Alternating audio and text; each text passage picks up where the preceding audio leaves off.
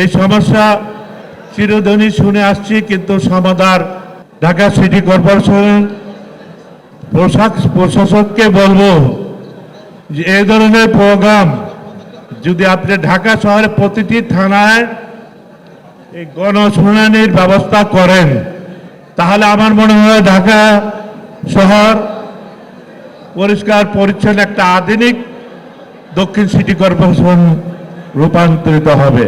এই সমস্যা চিরদিনই শুনে আসছি, কিন্তু সমাধান ঢাকা শহরের প্রধান সমস্যা হলো আমাদের এই যে বর্ষা আসছে, এই বর্ষার মৌসুমে প্রতিটি এলাকায় জলাবদ্ধতা সৃষ্টি, প্রতিটি এলাকায় জলাবদ্ধতা সৃষ্টি।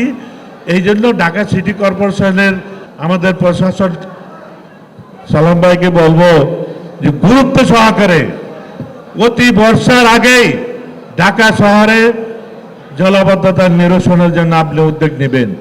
প্রয়োজনে আমরা ঢাকা শহরের সাবেক কমিশনার যারা ছিলাম, সাবেক যারা ভারপ্রাপ্ত মেয়রও ছিল নাকি, এবং প্রতিটা ওয়ার্ডের বিএনপির নেতা যারা আছেন, আপনার সাথে আমরা শরীরে আমরা স্বেচ্ছাসেবক দিয়ে আমরা আপনার সাথে কাজ করব। আপনি উদ্যোগ নেন, এই যে ঢাকার পল্টন থেকে, কাকরাইল থেকে, মতিঝিল থেকে এই যে ড্রেনের সার্ফেস ড্রেনগুলি ভরে গেছে, এই যে বর্ষা আসলেই দেখবেন যে পল্টন মতিঝিল বন্যা হয়ে গেছে। এটা অনেকে অবাক হয়, বিদেশে যারা বসবাস করেন, যে ঢাকার রাজধানীতে নৌকা চলে, এরকম ইতিহাস আমরা দেখে আসছি।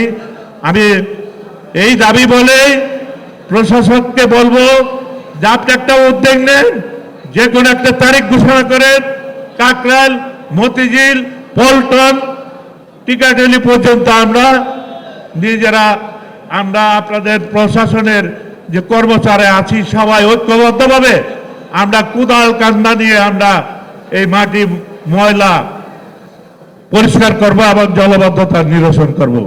আমি আর বিশেষ কিছু বলতে চাই না। আমার এলাকার একটা বড় সমস্যা আছে কি, আমার এলাকার সমস্যার শেষ নেই, এই সমস্যা বলতে গেলে 1 ঘন্টা লাগবে। আমার এলাকায় বড় সমস্যাটা হলো আমার এখানে ডেঙ্গু জ্বরের খুব প্রভাব।